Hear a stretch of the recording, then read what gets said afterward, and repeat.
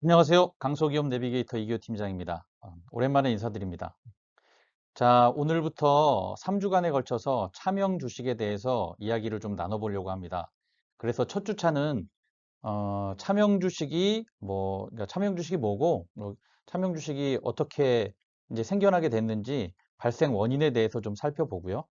두 번째 차수에서는 차명 주식이 어떤 문제를 유발시키는지 문제점에 대해서 좀 얘기를 하고, 이제 3주 차에는 차명 주식을 그럼 어떻게 해결할 수 있는지 해결 방안에 대해서 말씀드리는 시간을 갖도록 하겠습니다. 자, 오늘은 첫 주차입니다. 차명 주식은 어떻게 생겨났는가? 발생 원인에 대해서 좀 알아보기 전에 우리가 차명 주식에 대해서는 많이 알고 계시잖아요. 그래서 차명 주식이 무엇인지 제가 정일의 가업승계 채널에서는 이렇게 말씀을 드렸는데 조금 더 편하게 풀어서 좀 알려드리는 그런 시간을 갖도록 하겠습니다. 자, 먼저 차명 주식은 주주 명부에 있는 주주와 실제 소유자가 다른 것을 얘기합니다. 그런데 그것을 왜 차명 주식이라고 이름을 붙였는지 그 어원을 좀 살펴볼 필요가 있겠죠. 자, 그래서 차명 주식의 차명을 보면 제가 어려울 때는 이렇게 늘 한자를 좀 풀어드리잖아요. 예.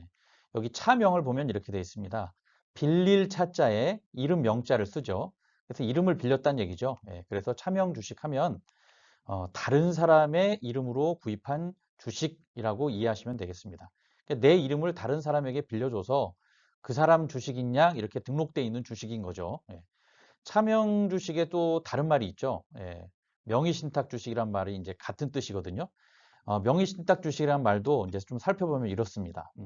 명의란 뭐 우리가 흔히 얘기하는 이름이 되겠죠. 예. 문서상의 권한과 책임이 있는 이름을 뜻하고요.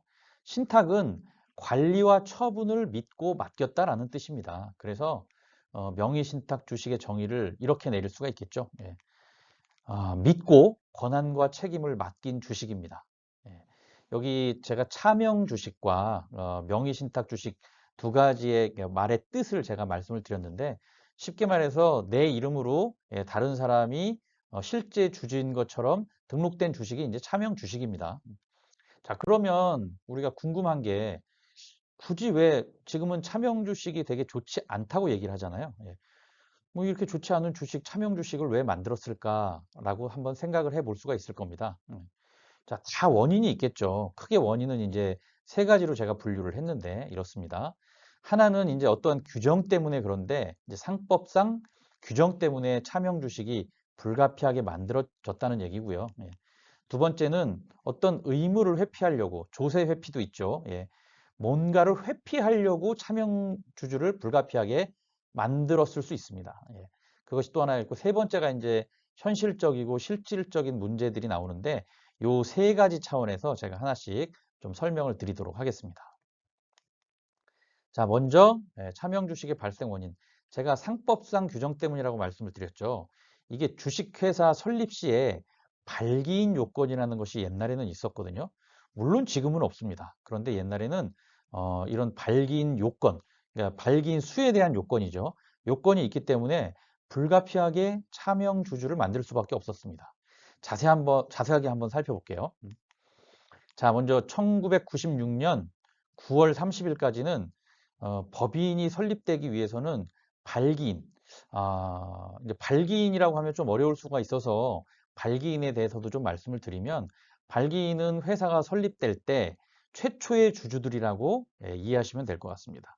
이제 자, 발기인, 즉 주주들이 몇 명 이상이어야 법인 설립을 허가해 줬습니다. 그게 몇 명이었냐면 96년 9월 30일까지는 발기인이 7명 이상이었어야 됩니다. 굉장히 많죠. 예. 그래서 어떻게 됩니까? 이게 보통은 법인 설립하실 때 대표님들 혹은 대표님 가족 몇 명이서 이렇게 설립할 수밖에 없는데 7명을 주주로 그 구성을 하라고 하면 상당히 곤란할 수밖에 없습니다. 그래서 예전에는 어떻게 했느냐면은 예, 맞습니다. 대표님들 생각하시는 것처럼 어, 뭐 그 일가 친척을 비롯해서 그다음에 형제, 그다음에 지인까지 필요한 사람을 이렇게 주주로 내가 다 투자를 했지만 자본금을 투자를 했지만 이렇게 주주로 만들어서 가명을 쓴 거죠. 예. 차명 주주가 만들어질 수밖에 없었던 원인이 이 1996년 9월 30일 이전에는 발기인이 7명 이상이어야 된다는 상법상 요건 때문에 그랬던 겁니다. 자, 7명 많아서 좀 완화를 시켜주긴 했습니다. 그런데 뭐 완화도 크게 된 건 아니에요. 2001년 7월 23일까지는 발기인 요건이 이제 7명에서 3명으로 줄었습니다.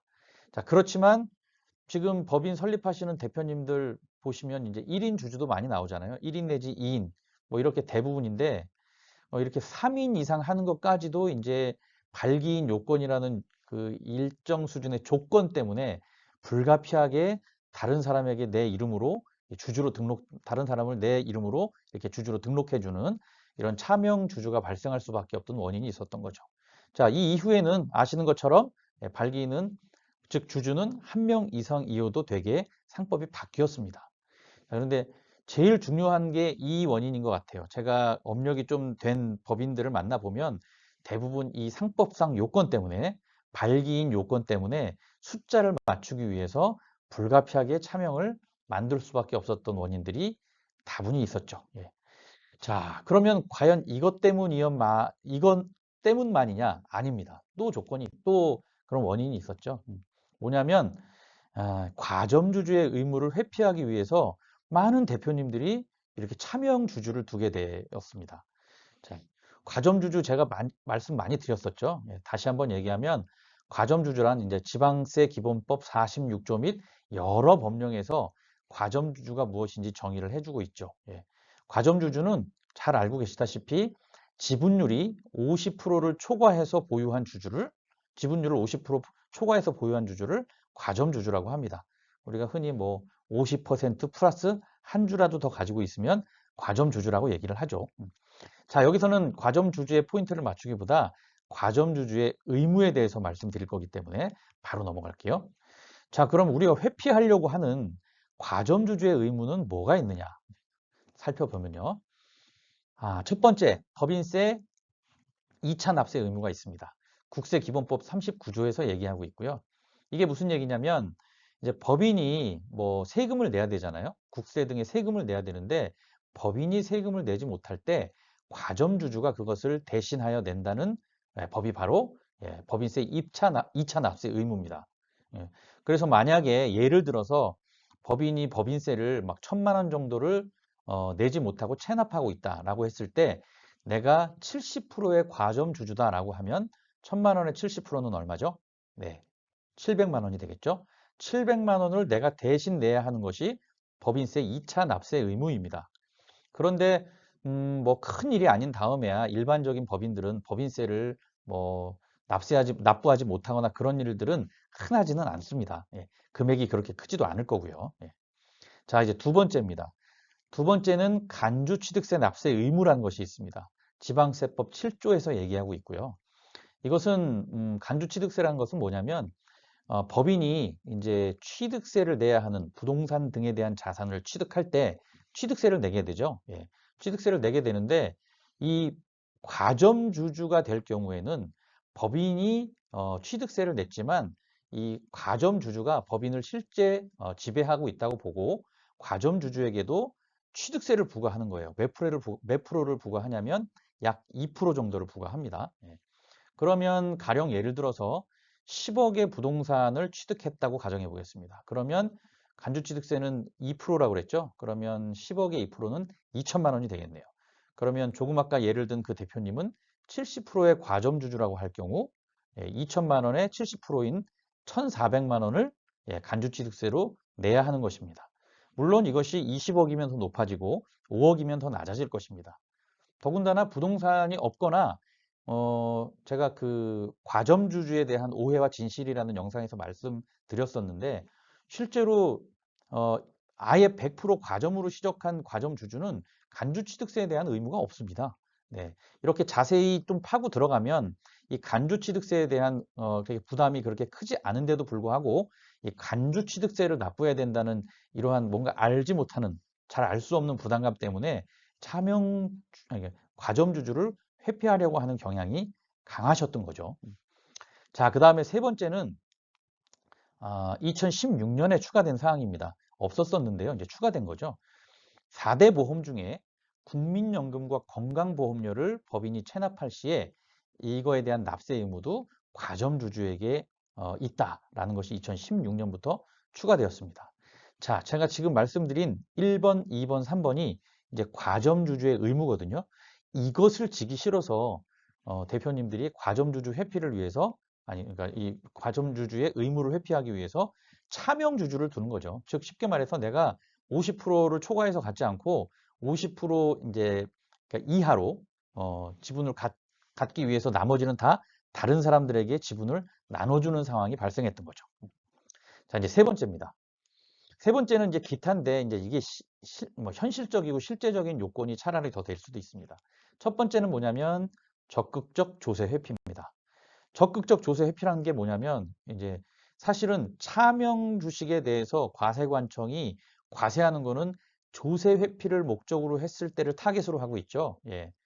세금 안 내려고 차명 주주를 만들었다 하면 이제 과세를 하려고 하는 경향이 있는 겁니다. 그런데 대표님들은 사실상 정당하게 지분을 나눠서 가지고 갔다면 뭐 조세를 그러니까 조세 회피란 게 세금을 좀 더 덜 내기 위한 거잖아요.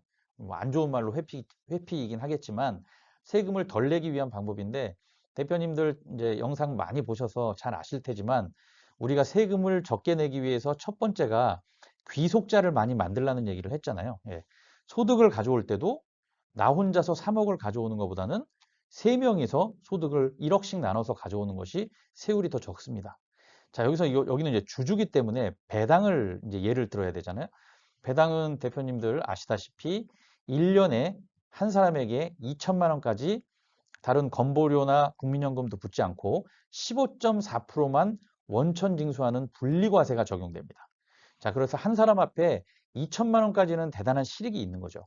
그런데 혼자서 내가 그 뭐 1억의 배당을 가져온다 하면 2천만 원까지는 15.4% 분리과세가 되지만 나머지는 어떻게 되죠? 8천만 원은 내 종합소득세에 합산되기 때문에 별 이득이 없습니다. 그런데 만약에 주주가 5명이라면 5명이 2천만 원씩 가져오게 된다면 뭐 주주 각각 2천만 원씩 총 1억 원을 15.4%만 내고 가져올 수 있는 분리과세가 적용되기 때문에 대단히 유리하겠죠. 자, 이렇게 적극적으로 조세를 뭐 나눠서 내기 위해서 이렇게 그러니까 주주들을 나눠서 전략적으로 배당을 실행하기 위해서 이렇게 차명주주를 만들어 놓기도 했습니다. 차명이라면 이게 불법은 확실한 거죠. 예. 자, 두 번째는 이제 사업주의 신용상 문제입니다. 이제 제가 상담을 하다 보면 대표님들이 열심히 사업을 하시다가 이렇게 그 신용상의 문제, 예, 채무 불이행의 문제가 있어서 전면에 나서지 못하는 상황이 발생하기도 합니다.